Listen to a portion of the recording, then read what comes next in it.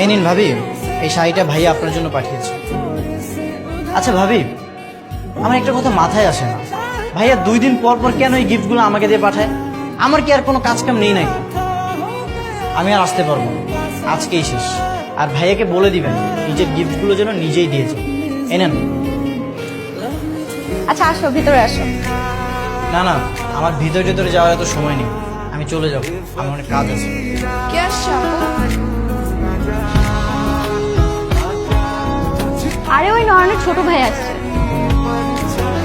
High. High. আচ্ছা শাওন, তাহলে তুমি যাও, সাবধানে যেও। হ্যাঁ, চলে যাবো ভাবি? তাহলে তুমি নিজেই তো দেরি করতে চাচ্ছ না। না মানে বলছিলাম কি ভাবি, চলেই যখন আসছি, বাসার সামনে থেকে চলে যাওয়াটা কেমন দেখায় না? আমি বরং ভিতরে আসি। আচ্ছা আসো, তাহলে তুমি তাহলে বসো, আমি এক কাজ করে তোমাকে নাচতে বানিয়ে দিই। না ভাবি, নাস্তা লাগবে, আপনি এক গ্লাস পানি দিন। আচ্ছা বসো, আমি তাহলে পানি নিয়ে আসি। আহা ভাবি, আপনি কেন কষ্ট করবেন? আপনার ছোট বোনকে বলেন এক গ্লাস পানি নিয়ে আসতে, আপনার সাথে আমার অনেক কথা আছে। আচ্ছা ঠিক আছে। আই তৃষা, এক গ্লাস পানি দিয়ে যা তো। ভাবি শুনুন, আপনি জলদি শাড়িটা ট্রায়াল এসে আমাকে জানান, ফিটিং হচ্ছে না। যদি ফিটিং না হয় তাহলে তো আবার এক্সচেঞ্জ করতে হবে, তাই না? আরে শাড়ির আবার কিসের ফিটিং, বোকা ছেলে। না মানে ভাবি, আপনি যান ট্রায়াল দিয়ে আসুন, আমি দেখতাম আপনাকে কেমন লাগে, ভালো লাগে কিনা খারাপ লাগে। যদি খারাপ লাগে তাহলে তো আবার এক্সচেঞ্জ করতে হবে, তাই না? এর থেকে ভালো আপনি ট্রায়াল দিয়ে আসুন। ঠিক বলেছো, ঠিক আছে, আমি ট্রায়াল দিয়ে আসি।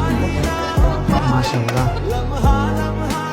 তুমি তাহলে ভাবির ছোট বোন, মানে ভাইয়ার বউশালী? তো না মানে তোমাকে আজ আমি প্রথম দেখলাম।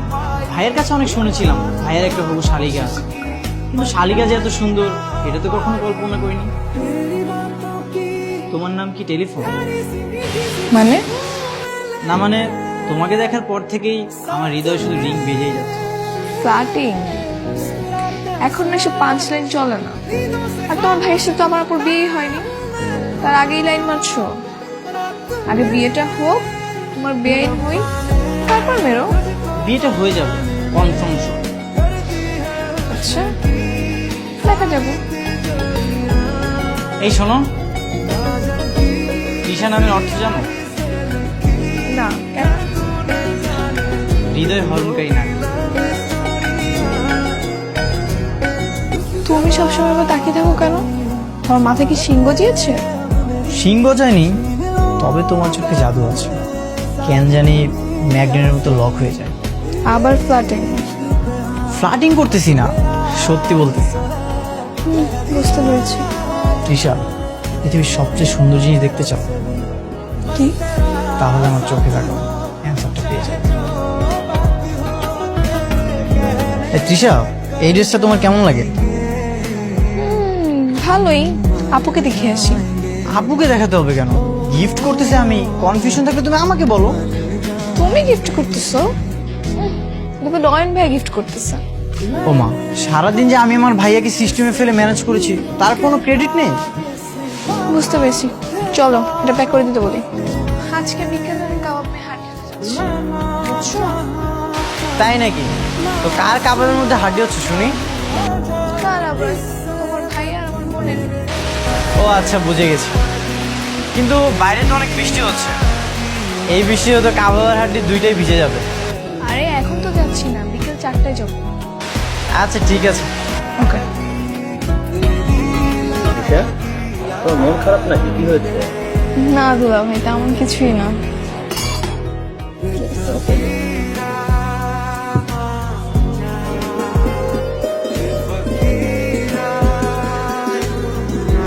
আচ্ছা আপু, তোমরা তাহলে একটু মানে প্রেম করো, আমি একটু বাড়ি থেকে হাওয়া খেয়ে আসি।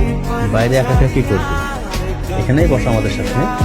দুলা ভাই একটু প্রেম টেম করেন, দুজন রোমান্টিক কথা বলেন। আপনাদের মাঝখানে আমি কাবাবের হাড্ডি হয়ে কি করবো বলেন? আমি একটু বাড়ি থেকে হেঁটে আসি। কেমন আছো? ভালো।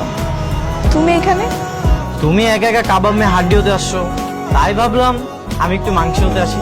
ছি, কি বিচ্ছিরি পাঞ্চ লাইন। কেন, আমি আসায় তুমি খুশি হওনি? অনেক। আচ্ছা তুমি আমাকে প্রপোজ করতেছো না কেন?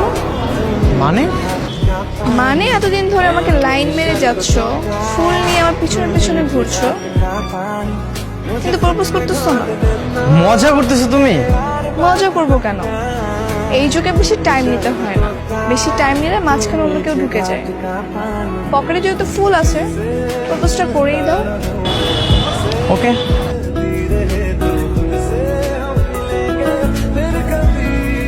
I love you. থ্যাঙ্কস। শুধু থ্যাংক ইউ? আমি কিন্তু আমার অ্যান্সারটা পাইনি। এই যুগে আবার অ্যান্সার লাগে? চোখের দিকে তাকালেই তো সব উত্তর পাওয়া যায়।